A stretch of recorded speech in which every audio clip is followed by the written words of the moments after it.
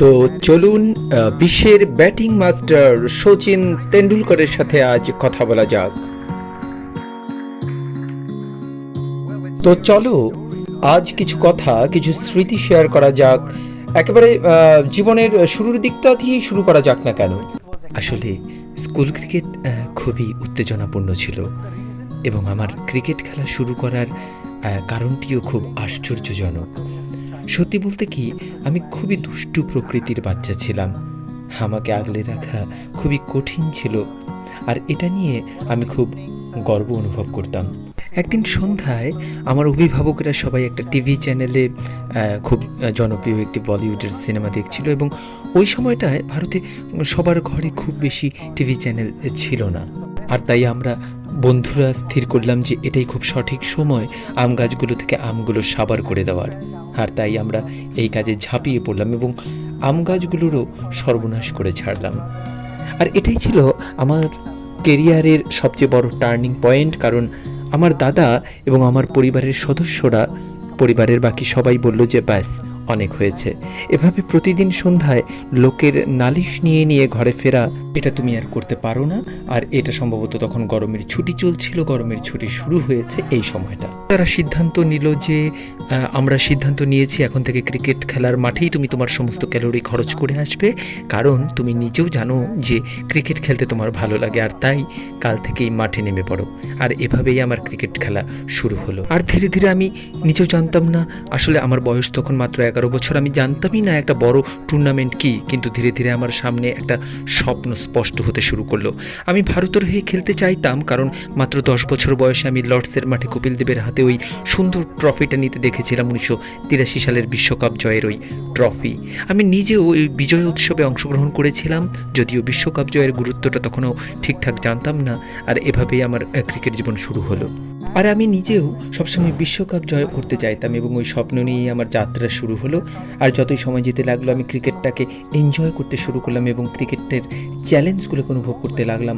আমার কোচ আমার ব্যাপারে খুবই দায়িত্বপূর্ণ ছিলেন, আর সঙ্গে আমার ভাই অজিত, আমার দাদা, তারা দুজনে মিলেই আমাকে কী করতে হবে এবং কেন তা খুঁজে নিয়েছিল। যেমন আমার শৃঙ্খলাপূর্ণ একটা জীবনযাপন করা, একটা লক্ষ্যপূর্ণ জীবনযাপন এবং আমাকে আরও কঠোরভাবে সমস্যার সমাধান করতে শেখানোয় তারা গুরুত্বপূর্ণ ভূমিকা পালন করেছিল। আর এমনকি আমার কেরিয়ারের শেষের দিন পর্যন্ত আমি এই ফর্মুলাটাই মেনে চলেছি। যখন আমি ভালো রান করতে পেরেছি, পৃথিবীর সবাই যখন এই বিষয়ে চর্চা করছিল, আমি আমার পরবর্তী খেলা নিয়ে চিন্তা করেছি। আর এটাই আমার স্কুল জীবন থেকে শুরু হয়েছিল একটি অলিখিত ফর্মুলা, একটা অলিখিত আইন, যা আমাদের পরিবারের মধ্যেও চালু ছিল যে আমরা কখনোই লাস্ট গেম নিয়ে কোনো কথা বলবো না, বরং নেক্সট গেম নিয়ে কথা বলবো। আর যাই হোক, আমি যতই রান করে থাকি না কেন, আমি সবসময় চাইতাম যে আমাকে আরও খেলতে হবে এবং আরও বেশি রান করতে হবে। তাই যখন আমি রান করতে পারতাম না, আমাকে একটা রেস্টলেস রাত কাটাতে হতো। আর যখন আমি প্রচুর রান করতে পারতাম, তখনও আমাকে রেস্টলেসভাবেই রাত কাটাতে হতো, কারণ আমাকে ভাবতে হতো কিভাবে আমি আরও বেশি রান করতে পারি। আর এভাবেই সব কিছু ঘটেছে।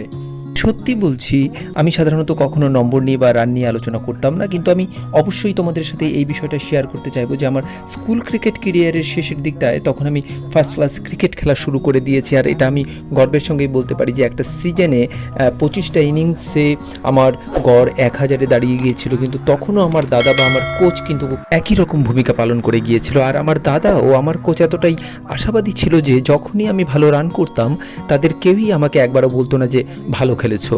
আর তাই আমি আমার অবসরের সময় আমি আমার কোচকে বলেছিলাম, অন্তত এখন তো একটা সুযোগ পেয়েছেন আমি ভালো খেলেছি এটা বলার। আমার জীবনে আর কোনো ম্যাচ বাকি ছিল না যাতে আমি আমার দাদা ও কোচের কাছ থেকে প্রশংসা পেতে পারি, এবং যার জন্য আমি আজীবন প্রতীক্ষা করে এসেছি, কিন্তু তেমনটা কখনো ঘটেনি। আর সত্যি বলতে কি, এটাই আমাকে সবসময় আমার সেরাটা বের করে আনতে সাহায্য করেছিল।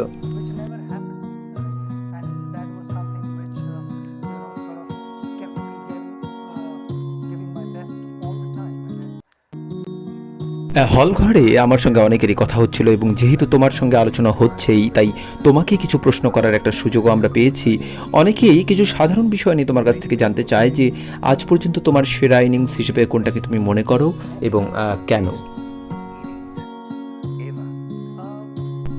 প্রথম অবশ্যই 1992 সালের পার্থের ইনিংসটা। আমার তখন মাত্র 18 বছর বয়স। এটা ছিল একটা ফার্স্ট উইকেট পিচ এবং আমার ধারণা প্রত্যেকেরই, বিশেষ করে প্রত্যেক অজি প্লেয়ারেরই এটা জানতো যে উইকেটটা কতটা ফাস্ট ছিল এবং সেখানে কীরকম বাউন্স হচ্ছিল। তাই যার ওই রকম একটা ফাস্ট পিচ এবং তার বাউন্স সম্পর্কে যার কোনো ধারণা ছিল না, এবং অস্ট্রেলিয়া যথারীতি তাদের টেরিফিক ক্রিকেটটাই খেলে যাচ্ছিল, এই অবস্থায় আমার জন্য অন্তত সাহস করে খেলে যাওয়া এবং রান করাটা খুবই গুরুত্বপূর্ণ ছিল।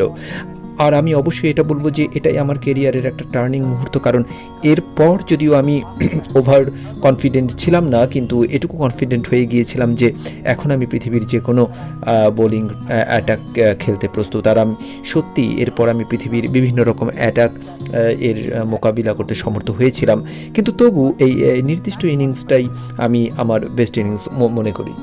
আর জীবনের আরেকটা তাৎপর্যপূর্ণ ইনিংস হলো, যা আজও আমার মনে পড়ে এবং হয়তো আজীবন মনে থাকবে, সেটা হলো 2008-এর চেন্নাইতে ইংল্যান্ডের বিরুদ্ধে খেলা ম্যাচটি। কারণ এটা এমন একটা সময় যখন মুম্বাইতে ভয়ঙ্কর সন্ত্রাসবাদী হামলা হয়েছিল এবং ওয়ান ডে সিরিজটাই ক্যান্সেল হয়ে গিয়েছিল। স্বাভাবিকভাবেই ইংল্যান্ড দুবাই চলে যায় এবং তারা বেশ চনমনে হয়ে ফিরে আসে বাকি ম্যাচগুলো খেলার জন্য। আর আমরা যখন চেন্নাইতে আমাদের ফার্স্ট ম্যাচটা খেলতে নামি, আমরা কেউই খেলার জন্য মানসিকভাবে প্রস্তুত ছিলাম না। আসলে টেস্ট বা ওয়ান ডে কোনো রকম ক্রিকেট খেলার জন্যই প্রস্তুত ছিলাম না, কারণ আমরা প্রত্যেকেই তখন মুম্বাইয়ের ওই হামলা নিয়ে আলোচনাতেই ব্যস্ত ছিলাম। এবং আপনি নিশ্চয়ই জানেন যে তখন দেশে কিভাবে সব ঘটেছিল। এটা বোধহয় আমাদের কেরিয়ারের সবচেয়ে কঠিনতম পরিস্থিতি চলেছিল এবং আমি গোটা দলের দিক থেকে বলতে পারি যে এটা সত্যি একটা ভয়ঙ্কর মুহূর্ত ছিল।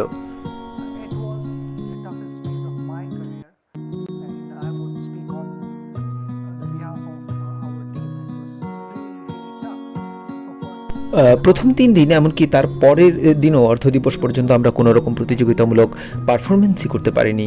আমরা আসলে খেলার মানসিকতার মধ্যেই ছিলাম না। আর ইংল্যান্ড ফোর্থ ইনিংসের শেষে আমাদের কাছে 375-এর লক্ষ্য মাত্রা রাখে, আর আমরা 375-এর লক্ষ্য পূরণে সফল হয়েছিলাম। একটা কঠিন মুহূর্তে আমরা 375-এর লক্ষ্য পূরণ করেছিলাম, কিন্তু যখন আমরা দেখলাম গোটা দেশ এই জয়কে সেলিব্রেট করছে, তখন প্রত্যেকটা মুহূর্তই আমাদের কাছে অত্যন্ত মূল্যবান মনে হচ্ছিল। আর তাই আমার জীবনের একটা অন্যতম গুরুত্বপূর্ণ ইনিংস ছিল এটি। এমনকি পৃথিবীতে আর যতগুলো ইনিংস, এমনকি ওয়ার্ল্ড কাপের চাইতেও এই ইনিংসটা আমার কাছে গুরুত্বপূর্ণ মনে হয়। অর্থাৎ সব মিলিয়ে চেন্নাইয়ের ওই ম্যাচটা সত্যিই আলাদাভাবে অর্থপূর্ণ একটা ম্যাচ আমার কাছে।